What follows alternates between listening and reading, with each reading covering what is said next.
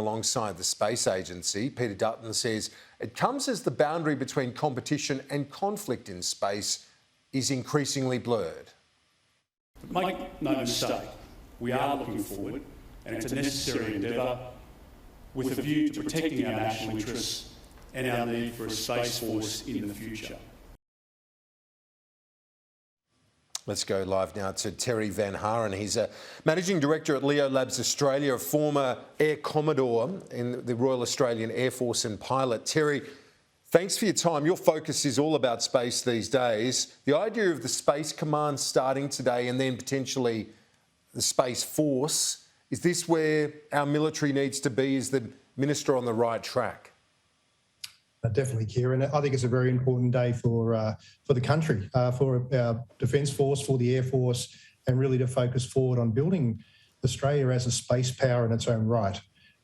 Space really underpins everything we do, our finances, our economy, even agriculture in terms of mining and other such things. And it's actually vital to our security and our prosperity.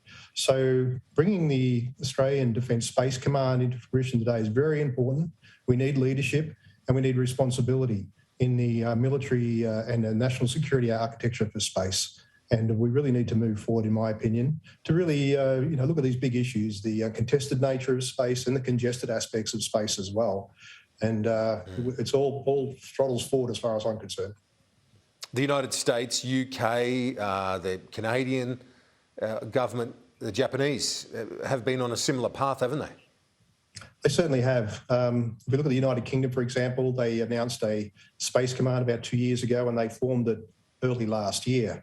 They also pushed out a more comprehensive space strategy last year and talked about further investment. I think all governments are trying now to take a whole of government approach to the way they organise and manage space issues. But there's also a lot of cooperation required between our governments and really amongst our old allies. So our Space Command will already be a partner in what they call the Combined Space Operations construct. So that's with the United States, New Zealand, Canada, UK, France, Germany, and very soon Japan be part of that construct. And that's why these commands are very important, so they can coordinate on space issues and try and maintain power in space.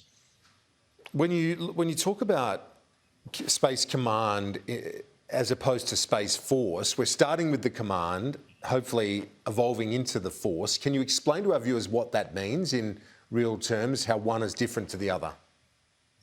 Yeah, look, and there's many historical similarities here. So the command is really about appointing an officer, a commander, to take leadership and responsibility of this domain.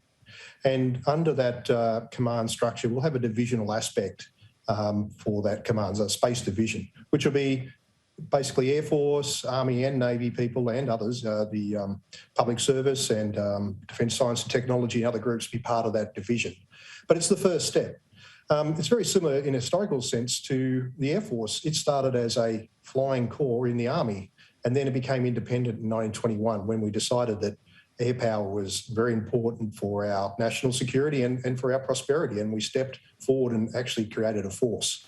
And this is what's happened in the United States in more recent times. They've decided they need to go beyond the command structure. Space Force has equal partnership with all the other forces in that structure. So I think we'll get there one day. Terry, just before you go, I spoke to Gus McLaughlin last hour, the retired Major General. He was really impressed with the way the private sector stepped up in support of Ukrainians in cyberspace, in terms of keeping their access to the internet alive and so on during this conflict. How do you reflect on what has been a new element to a conflict in this day and age? Well, it's been very important in Ukraine. The commercial space, specifically US commercial space systems and providers have stepped into this area to support the Ukraine government. For example, the SpaceX Starlink system, owned by Elon Musk, they've supplied terminals to give them internet access when very much all their other networks are being contested and taken down.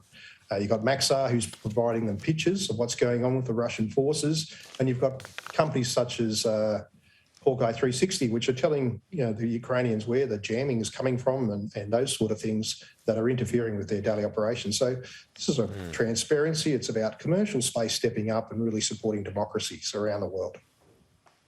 Terry Van Haren, ex-RAAF Air Commodore and now Managing Director at LeoLabs Australia. Thanks for your analysis. Thanks, Kieran.